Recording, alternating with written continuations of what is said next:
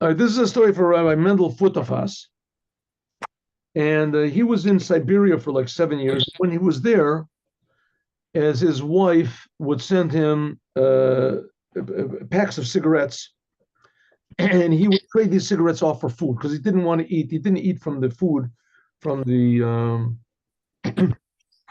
kitchen. And it must be that he didn't even want to. I mean, they would give him like a bowl of soup every day, a couple of bowls of soup, and it was meat soup. So when Rabbi Mendel Futerfass told the story, I heard it from someone that heard it from him. That he said that it could be that the soup actually was kosher because the guards would steal all the meat and then they would water down the soup with water, and it could be that there was 60 times water as there was soup. So I think that if there's a forbidden taste, if there's 60 times permissible taste, so most of the times it makes it kosher. So it could be that it was kosher, but nevertheless, it was treif soup. So Reb Mendel didn't want to eat the soup, and he didn't even want to use it for barter. So his wife used to send him cigarettes. But it happened that the cigarettes didn't arrive. They didn't arrive. This is not the Passover story that I told you before. The cigarettes didn't arrive. So, and he used up the cigarettes that he had, and that's it. He didn't have any, and no one was willing to give anything. You know, he would go to the kitchen, whatever, for food, and they weren't willing to give anything on credit. There's no such thing as credit. That nobody knew if they were going to live for another minute. So he didn't eat anything. He didn't eat. He didn't eat, and he went for a day. Didn't eat. Now, a person doesn't eat for a day. You can get along. You know, you can get along. But after 2 days, you already start to get really weak and really this. It came the third day, and Rabbi Mendel couldn't get out of his bed. He was sick. So there was another prisoner there that he was a Jew. And he came over to Rabbi Mendel and he said, listen, I know what you're doing. I realize what you're doing. You're not eating the food because it's not kosher. You're not eating food. And that's forbidden. According to the Torah, what you're doing is an avera. That's like committing suicide. You're not allowed to do. True, there are certain things you're supposed to give your life for in Judaism rather than do. It says you're supposed to give your life in order not to serve idols. You're supposed to give your life rather than to have a forbidden sexual relationship, right? And you're supposed to give your life rather than to kill another person, kill another Jew, right? If they say kill this Jew or we'll kill you, you're supposed to say kill me. That's what but it doesn't say anywhere that you're supposed to give your life not to eat unkosher food. So Reb Mendel said, I'm not going to eat the food. I'm not going to eat the food. And like I say, it could be that according to the law, it was kosher. But he said, even a little bit of it not kosher, I'm not. He said, why?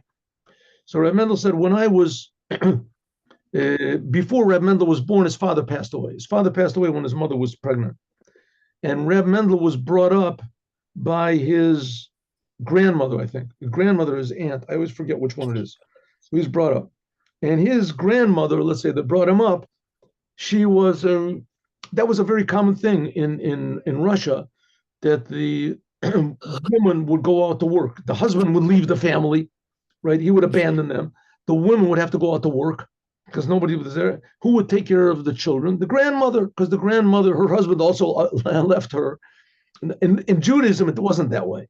In the religious Jews, it wasn't. The husband never left the family, but the husband would die. In this case, he died. So the grandmother, she couldn't go out to work, so she brought up the kids. So his grandmother brought him up. And his grandmother was good friends with the Rebbe Rashab's wife. The Rebbe Rashab was the fifth Rebbe of Chabad. Somebody has their microphone open and there's all this noise coming over. Is it you, Menachem? If you could just quiet it down, because I hear all this cricking and crackling in the background, please. Okay, so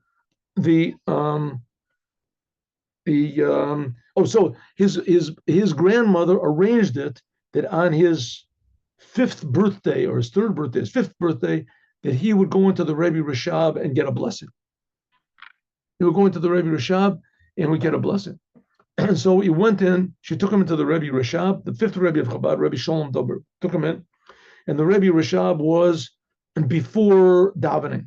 He was before davening and had his talus over his shoulder. And he asked his wife, who is this? And he said, this is Menachem Mendel, the son of Menachem Mendel. And Menachem Mendel, his father passed away. This is him. So he said, what does he want? He said, he wants a blessing. Reb Mendel said, so I remember that the Rebbe Rashad gave me a blessing. He said that I should be a Chassid and that I should have long life. Long life. So the Rebbe gave me a blessing to have long life. I'm sure that I'm going to have long life. I'm also sure that I have to make a vessel for this blessing. I have to make a vessel for the blessing. I can't jump off of bridges and things like that. Just say, I'm going to have a long life. I have nothing to worry about. I have to make a proper vessel for this blessing. But the proper vessel for the blessing of the Rebbe cannot be from a thing that's not kosher. Even if it's a little tiny bit doubt, maybe it's the blessing of the Torah can come through something that's not kosher. According to the Torah, I'm allowed to eat this food. But the blessing of the Rebbe can't come from something that's not kosher. And he didn't eat the food. And the next day, the cigarettes came, and he survived. So we see, first of all, the level of integrity and the level of self-sacrifice and the level of insanity. I mean, it's crazy. He's risking his life for what? Just for something like that. But his idea to be connected to the Rebbe was worth more than life itself. And that if it wasn't connected to the Rebbe, then life was missing its main ingredient, which is honesty. Honesty. And honesty brings happiness. Happiness, that you can go through any situation in the world and you know that God is with you. I'm doing what's right. And it could be that, maybe like the people in the Holocaust, they all died, but it's better to die for the truth than to live a lie. Have a good day, everyone, with Mashiach now. See you all tomorrow, Friday. Tomorrow is Friday, and we will finish, God willing, this speech of the Rebbe about the 8th day. See you all. Shalom Uvracha. Shalom Uvracha.